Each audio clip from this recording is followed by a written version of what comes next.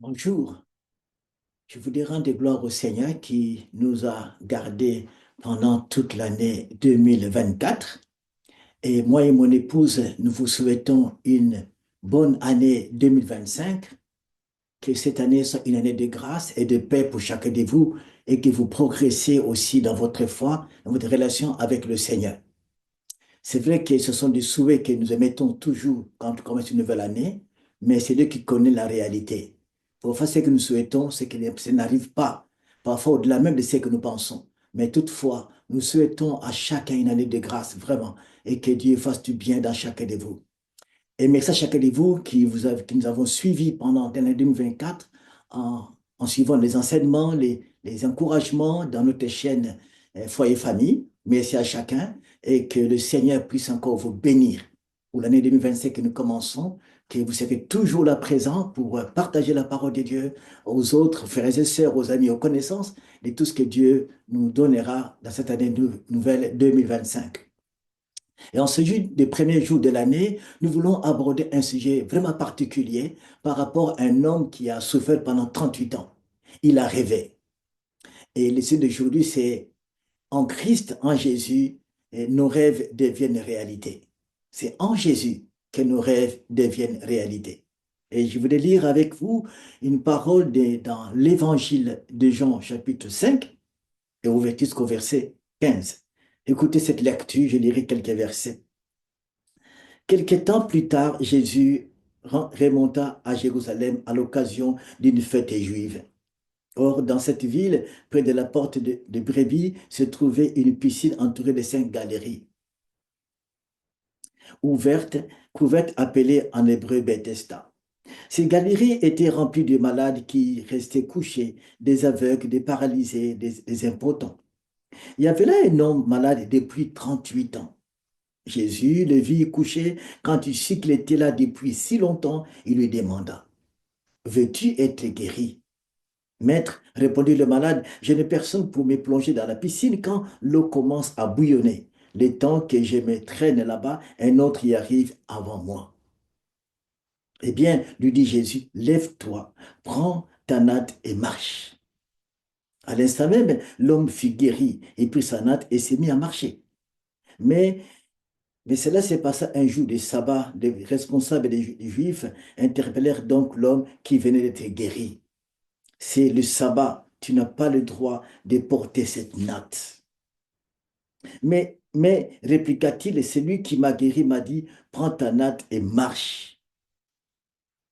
Et qui t'a dit cela, lui demanda-t-il.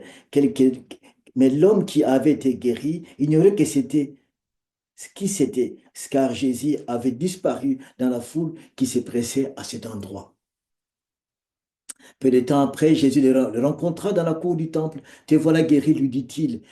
Veille à ne plus pécher pour qu'il ne t'arrive rien de pire.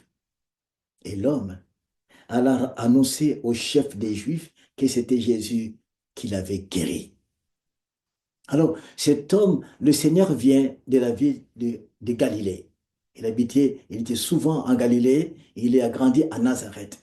Et de là, le Seigneur va remonter à Jérusalem pour une fête juive qu'on n'a pas précisée ici, fête juive. Il venait fêter là-bas avec les apôtres et tous les juifs qui suivaient la loi de Moïse, qui étaient des gens qui aimaient le Seigneur. Et Jésus va remonter. Or, il y a cet homme qui habitait Jérusalem. Il habitait à côté du temple. Pendant des années, il pouvait entrer dans le temple 38 parce qu'il était malade. Il entendait les louanges, de l'adoration. Les gens venaient à la fête. Lui, il ne fêtait pas. 38 ans, il ne fêtait pas les fêtes juives. Et pendant que les gens étaient là, il ne pouvait pas entrer. Alors cet homme avait un rêve. Il rêvait. Il rêvait un jour, oh, je vais marcher. Je pense que pendant 38 ans, il n'a fait que rêver, en tout cas. Si les jours où je marcherai, je ferai telle chose. Je dirai telle chose. J'irai à tel endroit. J'entrerai dans le temple qui est à côté de moi, à Jérusalem. Il y a chacun de nous des rêves. Parfois, tu as un rêve, oh, le jour où j'aurai une belle maison. Un rêve d'avoir un bon travail. Un rêve d'avoir la bonne santé. Un rêve d'être guéri. Un rêve aussi de se marier. Un rêve aussi d'avoir des enfants. Un rêve d'avoir un couple de paix où tout est calme. Un rêve d'avoir une famille qui est paisible. Il y a tellement de rêves. Et parfois, ces rêves que nous avons en nous, ne peuvent être réalisés, la plupart de ces cas, étant enfant de Dieu, qu'est en Jésus, qu'est en lui. C'est lui qui dit. Parce qu'il va dire aux apôtres, sans moi, vous ne pouvez rien faire. Oui, nous rêvons. Nous rêvons plein de choses. Oui, vous avez rêvé le mois au début décembre au début de janvier 2024 et décembre 2024 qui est terminé. Parfois, ton rêve n'est pas réalisé. Tu as rêvé la santé, tu as rêvé la paix, tu as rêvé le travail, que tout ira mieux pour toi, tu as rêvé la paix dans ta maison, dans ton foyer, dans ton couple. Mais rien n'est arrivé jusqu'au décembre 2024.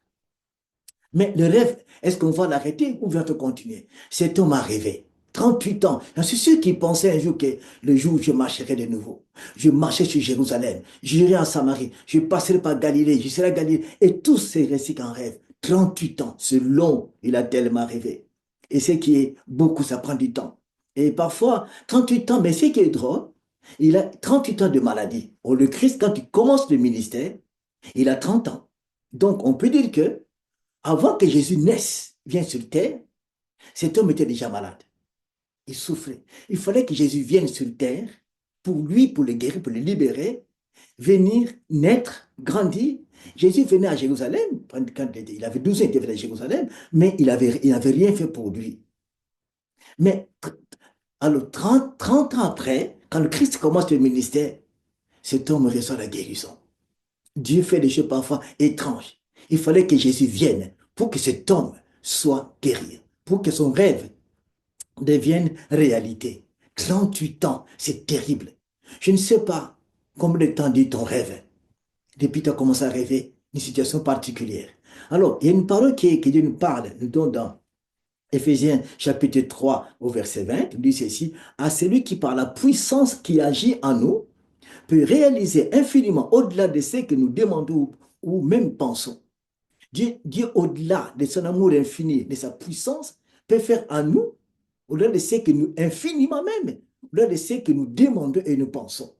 Oui, nous pensons, nous rêvons. Il peut faire infiniment, au-delà de ce que nous pensons, même des choses extraordinaires. Il peut le faire, le Seigneur, le Dieu merveilleux, le Dieu extraordinaire, le Dieu puissant, le Dieu redoutable. Il peut faire. C'est comme ça, en regardant ce verset, il peut nous donner, au-delà même de ce que nous rêvons, de ce que nous pensons fort de nous, qu'on ne dit à personne. Il peut faire au-delà. Alors, il a fait pour cet homme au-delà, au-delà même de ce qu'il pensait un jour. Comment, quand, à quelles circonstances Dieu a fait quelque chose. Tu as un rêve. Ou bien, le 1er janvier, c'est aujourd'hui, ou bien tu penses déjà, tu commences à rêver déjà. Oui, cette année 2025, voici mon rêve. J'aimerais ceci, j'aimerais cela, j'aimerais voir telle chose. Tu commences à rêver. Mais la réalité, la réalisation se trouve en Jésus. Quand le Christ a dit, tout pouvoir m'a été donné dans le ciel et sur la terre. Tout, le Père a mis tout dans ses mains. Il a dit, sans moi, vous ne pouvez rien faire. Il dit aussi, demandez, je vous donnerai. Tout ce que vous demandez à mon nom, je le ferai. Nous rêvons, mais en lui, c'est possible. Mais souvent, cet homme rêvait, mais souvent nous avons, première chose, des solutions incertaines. Cet homme, il rêvait, mais son regard était fixé sur la piscine. De la piscine, là, quand on bougeait un peu, c'est à cette époque, dans cette piscine de Bethesda, à côté du temple, il s'est passé un mystère, et quand l'eau était en train de bouillonner, ceux qui entraient le premier étaient guéris. Mais cet homme regardait la solution viendrait de la piscine. Pendant qu'il rêvait, il rêvait, quand j'entrais dans la piscine, je serais guéri. C'est là aussi, on peut commencer à rêver, mais nous fixons un regard que mon rêve s'accomplira par tel moyen, par telle position, à travers telle personne, à travers une telle situation. Parfois, ce n'est pas le moyen que Dieu va utiliser. L'homme pensait que oui, ça sera la piscine. Oh, ce n'était pas ça, le moyen. Oui, nous rêvons. Pourquoi ne pas laisser à Dieu le moyen, la direction, le temps qu'il accomplira ce rêve-là dans notre vie? Et l'homme fixait son regard vers cette piscine. Il était déçu. Et pendant longtemps, il était tellement déçu qu'il a dit lui-même, quand le Christ vint le voir, veux-tu être guéri? C'est un peu drôle. Il y avait la foule qui était là. Tout le monde rêvait. Tout le monde rêvait qu'il était là malade autour de la piscine. Tout le monde rêvait de la guérison. Mais seulement lui, ce jour-là, son rêve était réalisé. Le Christ vient. La parole de Dieu dans Ésaïe, c'est ici, Dieu agit par sa puissance et par son bras souverain. Par son bras puissant et par sa souveraineté. Oui, quand Dieu vient vers nous, il y a sa puissance.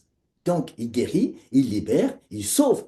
Mais il y a aussi sa souveraineté. Il fait grâce à qui il fait grâce. Même dans nos rêves, c'est que nous pensons, oui, il est souverain, il peut faire des choses extraordinaires, mais il fait grâce à qui il fait grâce. À cet instant, l'homme dit, mais Jésus, le Christ lui dit, veux-tu être guéri? L'homme répond, des choses par-ci, par-là, oui, je n'ai pas ce qui peut plonger dans l'eau, et quand l'eau commence à bouillonner, les gens me dépassent, c'est temps que je me traîne. Et la réponse n'est pas la question qu'on lui a posée. Et c'est triste. Parfois, parce qu'il pensait que c'est là la solution. C'était incertain. La Bible dit, maudit soit l'homme qui se confie dans l'homme. Ça veut dire quoi? Maudit soit l'homme qui se confie sur la création. La création n'apportera pas toujours la réponse. La création est fragile. La création est limitée. Tout ce que nous voyons est création. L'eau, c'est la création. Cet homme s'appuyait à la création. Oui, là, j'aurai la solution. Oh, c'était pas là. Béni soit l'homme qui se confie au Seigneur. C'est lui que Dieu va bénir, faire des grandes choses. Alors, il attend. 38 ans. Au début, il ne me dit pas combien de temps il était resté à côté de la piscine. Mais on espérait qu'il avait de la famille. Les gens pouvaient l'aider. Mais les gens pouvaient être avec lui, l'attendre. Mais qui va rester avec lui, attendre, ce que c'est qu'il va bouger? Personne. Il était tout seul. Il n'est pas tombé du ciel, cet homme, il avait une famille, mais ils sont fatigués. Ils l'ont abandonné. Parfois, ton rêve, tu as dû tellement que tu t'en parles, les gens, est-ce que ça va se réaliser? Tu es tout seul avec ton rêve. Seul avec ton rêve, alors avance. L'homme rêvait, il rêvait, seul avec son rêve. D'attendre un jour, il marchera. Nous avons des rêves au fond de nous, mais qui sont au fond de nous, qu'on peut partir à un moment donné, et puis les gens nous lâchent. Bon, on viendra si ça marchera. Seul avec ton rêve, comme cet homme, seul avec son rêve. Mais d'où viendra le secours? Les secours, là, ils n'attendaient jamais. C'est ce jour-là, c'est la deuxième chose que je vais parler avec vous. Le secours vient du ciel. En précision du Christ, le Fils de Dieu, de Nazareth. Nazareth, c'est une ville pauvre. Et Jésus vient de là. Et le Christ vient à Jérusalem. J'en suis certain que Jésus dit une parole qui est extraordinaire. Le Fils de l'homme ne peut le faire de lui-même. Il fait ce qu'il va faire au Père, il le fait pareillement. Tout ce qu'il fait, il fait comme le Père le dit. Il accomplit les œuvres que le Père lui a donné d'accomplir. Donc, le Père savait que cet homme qui habite Jérusalem, qui est à côté de la piscine de Bethesda, cet homme est malade. Et le Père, dans le ciel, dans son royaume, dans ce mystère extraordinaire, avec le Christ et le Saint-Esprit, ils ont décidé de guérir cet homme. La décision divine du ciel, que Dieu prépare qu'un jour, je vais libérer cet homme qui est malade. Le Père, le Fils, le Saint-Esprit, en accord, ils vont guérir cet homme. C'est magnifique. La réponse est céleste. Aucun homme ne peut libérer cet homme à cette époque-là de la paralysie. Aucun homme. Mais seul Dieu peut le faire. L'ange Gabriel va dire à Marie, rien n'est impossible à Dieu. Vous qui me suivez à cet instant, rappelez-vous simplement cette parole de Luc, rien n'est impossible à celui en qui nous croyons. Cet homme a vécu des choses extraordinaires. Alors, le secours vient du ciel.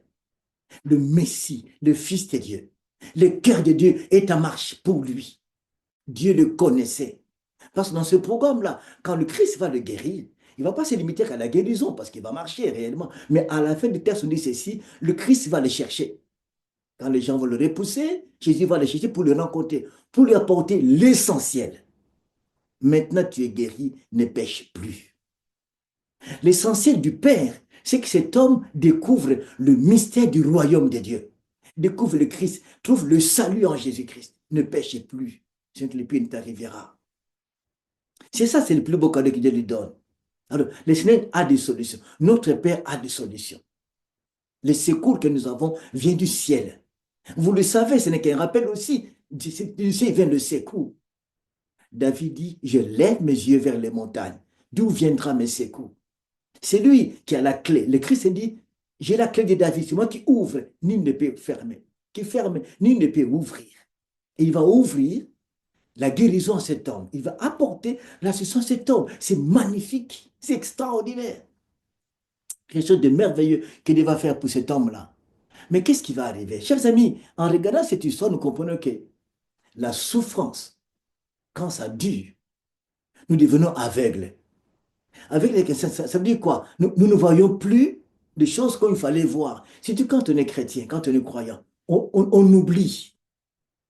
La souffrance, la honte parfois, quand le rêve dure, on oublie, on devient insensible. Zacharie rêvait d'avoir un enfant avec sa femme Élisabeth. Il rêvait tellement. C'est la troisième chose que je veux dire maintenant par rapport à cet aveuglement, à cette insensibilité. Zacharie rêvait, Élisabeth rêvait. Rien du tout. Ils sont devenus vieux. Mais quand la solution est arrivée, quand l'accomplissement est arrivé, Zacharie réagit négativement. Je suis vieux, ma femme est vieille. Est-ce que cela est possible en quelque sorte? L'ange va dire, je suis Gabriel, je me tiens devant le Seigneur. Parce que tu n'as pas cru à mes paroles, tu seras muet. L'insensibilité parce qu'on devient insensible totalement. Parce que tellement que l'histoire nous a aveuglés. Nos cœurs sont devenus insensibles. L'ange est venu chez lui, est venu dans sa présence. Même un ange est venu. Zacharie n'était plus sensible. Je suis vieux. Et c'est ce qui est triste. Nous devenons insensibles quand le problème nous ronge. Quand la chose traîne longtemps, on devient insensible. Même les choses que Dieu peut faire, même à la parole de Dieu, même à la révélation, est-ce que c'est possible? Est-ce que Dieu va le faire? L'insensibilité ronge même quand le rêve traîne longtemps, il n'y a pas de solution. Et parfois aussi, on n'a plus de discernement. On ne discerne plus. La Bible dit, Dieu parle tantôt d'une manière, tantôt d'une autre. Nous manquons de discernement parce que tellement qu'on a entendu. Même Dieu commence à nous parler, voilà, la solution vient de là. Je vais utiliser telle personne. On ne discerne plus. Tout est fini noir devant nous. Parce que tellement que le rêve a duré longtemps. On n'est plus sensible. Les rêves est toujours dans l'espace, c'est fini. On n'attend plus à ça. Mais laissons l'amour de Dieu prendre place. Parfois, l'amour de Dieu n'a plus de place dans ce rêve-là que nous rêvons. Dieu est amour, ok. Nous proclamons Dieu est amour parce que nous le savons. Mais Dieu est amour dans l'action, pas du tout. Il a proclamé Dieu est amour dans la connaissance. Il dit Dieu est amour dans l'action qu'il va agir. C'est mon Père, c'est mon Dieu, il va vraiment agir. Je ne sais pas le temps que vous traversez. Quel est le rêve que vous attendez du Seigneur? Est-ce que Dieu est encore amour? Les psaumes disent que Dieu est bon pour Israël. Dieu est bon pour toi. Dieu est bon pour ta famille. Dieu est bon pour ta maison. Dieu est bon pour ton ministère. Dieu est bon. N'écartez pas l'amour de Dieu à sa place. Remets l'amour de Dieu à sa place. L'amour de Dieu est un amour actif. N'est pas un amour stérile. L'amour des hommes, on peut proclamer je vous aime, mais il n'y a rien comme action. Mais l'amour de Dieu, si nous le remettons à sa place, Dieu aime et il agit. L'amour de Dieu est un amour actif, est un amour puissant. Dieu a tant aimé qu'il a donné. Le Christ a eu compassion des gens, il a guéri. L'amour du Père est actif. Remets l'amour de Dieu à sa place. Et tu vivras encore sa profondeur. Sa profondeur et son action extraordinaire. Le discernement aussi, les solutions devant nous, devant les hommes, ça ne marchait pas. Mais l'homme de Bethesda regardait, il s'attendait à que les gens puissent l'aider, il était déçu. Que Dieu nous ouvre les yeux pour discerner de la bonne manière.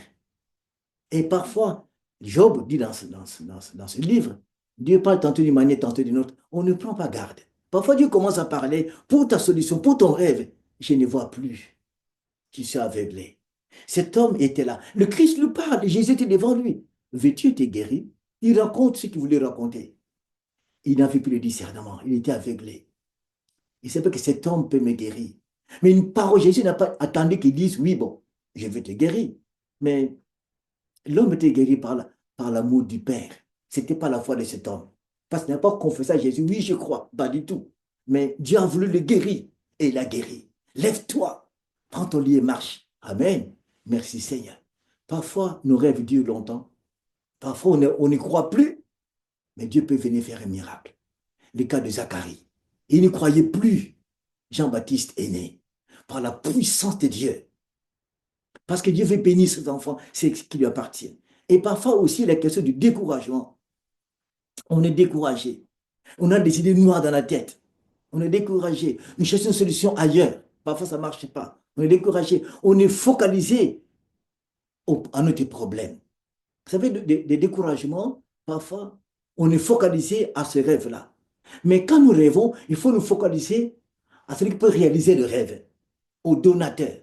Ne pas nous focaliser au rêve. C'est vrai qu'on rêve la guérison, la santé, la richesse, le travail. On ne voit que ça, on ne voit que ça. Mais nous devons nous focaliser à celui qui est capable de réaliser ce rêve-là, focalisons-nous à celui qui est capable de tout. C'est tu peux faire quelque chose pour ce rêve. C'est tu peux ouvrir ses rêves. Tu veux rendre ses rêves réels. Tu peux nous bénir. C'est sur toi en tout cas je m'appuie. 2025 commence. Je ne sais pas comment tu as vécu 2024 avec ton rêve, mais aujourd'hui, je t'invite simplement, par l'amour du Seigneur, focalise-toi au berger. Tu es capable de pouvoir réaliser ce rêve-là. Tu te dis, lève-toi, prends ton lit et marche. Il est vivant, il est vrai. Et Jésus a réalisé le rêve de cet homme pendant 38 ans. Et quand Jésus a dit lève-toi et marche, il s'est mis debout. Quelle joie! C'est le sabbat. C'est interdit d'apporter, de marcher, de faire de longues distances, même de porter sa natte. Mais on lui dit, par des chefs religieux, stop, ne prends pas ta natte, c'est le sabbat. Tellement qu'il était, le rêve était réalisé, une grande joie remplit son cœur, il n'écoutait plus. Il dit simplement, c'est lui qui m'a guéri, m'a dit, lève-toi, prends ta natte et marche. Il est parti. C'est comme s'il a enfin la loi du sabbat. Il est parti parce que, non, c'est une grande joie. Le rêve est enfin réalisé 38 ans après. C'est long. Je ne sais pas. Quel est ton rêve? Ça fait combien d'années? Le Christ peut dire aujourd'hui, même pendant que nous partageons la parole, même ce mois de janvier, lève-toi. Que le Seigneur accomplisse ton rêve par la puissance de ton amour et par sa grâce infinie. Tu l'ouvres en toi ce que tu attends au nom de Jésus et qu'il puisse te bénir. Je ne sais pas quel rêve que tu attends du Seigneur. Et l'homme s'est mis, il a marché. Écoute cette parole de Psaume 37, verset 5. C'est à l'Éternel qu'il te faut remettre tout ton avenir. Aie confiance en lui et il agira. En l'Éternel, remets ton avenir, remets ton rêve. Aie confiance en l'Éternel et il agira. Aie confiance. Je ne sais pas les jours ni l'heure, mais le temps viendra. Ce rêve-là se réalisera. Alors, en Christ, nos rêves deviennent réalité. Car il est puissant, car il est vivant. À la croix, il a dit, tout est accompli. Il a tout payé. Il a payé pour la guérison, il a payé pour le travail, il a payé pour la délivrance, pour la libération, pour la croissance spirituelle. Il a tout payé. Tu rêves la croissance spirituelle? En Christ, c'est possible. Tu rêves la paix dans ta maison? En Christ, c'est possible. Aie confiance, recommande-toi à lui et tu verras tes merveilles. Et cette année 2025 soit l'année d'accomplissement de nos rêves par la puissance de Dieu et par sa grâce. Amen. Sois un homme béni en 2025. Marche la tête haute. Ce rêve-là, si cela est ancré dans la pensée du Père, il accomplira. Jésus est bon. Christ est amour. Notre Père nous aime. Le Saint-Esprit, par sa puissance, agira en toi pour combler ton cœur et t'apporter la solution à ces rêves-là. Que le Seigneur te bénisse énormément. Alors, si tu veux, tu peux t'approcher d'un frère, d'une sœur, d'un pasteur, d'un homme de Dieu qui prie pour ce rêve-là. Dis-lui, qui prie ensemble et Dieu ouvre quelque chose. Si tu veux aussi, je vais prier maintenant. Pour tous ceux et celles qui ont des rêves particuliers, que le Seigneur se manifeste. Je vais prier maintenant. Père, je te prie au nom de Jésus-Christ notre Seigneur, en cette nouvelle année 2025. Oui, chacun des gens qui ont des rêves depuis l'année dernière, depuis parfois des années. Mais Seigneur Jésus, merci Père pour ton amour infini d'avoir décidé de libérer cet homme qui était paralysé à Bethesda. Et tu l'as libéré parce que son rêve était devenu réalité. Tu connais celui qui suit maintenant cette vidéo. Combien de temps dit son rêve? Père, tu es compatissant, tu es amour, comme tu disais à Moïse. Dans ta compassion infinie et au nom de Jésus, par la puissance du Saint-Esprit, que ce rêve devienne réalité. Par la puissance de ton amour infini, Seigneur, libère, sauve, guéris et bénis ton peuple qui espère en toi. Au nom de Jésus, que ce rêve devienne réalité, que des portes s'ouvrent de bénédiction et de grâce, que les cieux s'ouvrent et que la grâce repose sur ton peuple à cette nouvelle année. Je remets entre tes mains cette nouvelle année 2025, sois béni et que ta grâce accompagne chacun qui est de merveilles, des miracles, des guérisons et des choses, des signes, des prodiges. Tu peux le faire, Seigneur, car tout est possible à toi. Merci, Père, pour tout ce que tu feras dans celui qui suit cette parole aujourd'hui. Que tu le bénisses, que tu le fortifies. Gloire à toi qui a dit, demandez, vous sera donné. Merci, Père, pour tout. Que toute la gloire te revienne. Que la paix du Christ demeure sur chaque famille en cette nouvelle année, au nom de Jésus. Que ton règne vienne parmi ton peuple. Gloire à toi qui ta parole qui est claire et précise. Celui qui demeure sur la vie du Très-Haut repose à l'ombre du Tout-Puissant. Qu'il en soit ainsi pour tes enfants en cette nouvelle année, sous ta protection. Tu es le refuge, notre bouclier inébranlable. Merci, Père. Je te prie ainsi au nom de Jésus, notre Seigneur. Amen. Soyez bénis. Que le Seigneur puisse pour commencer cette nouvelle année. Et à très bientôt. Merci. Au revoir.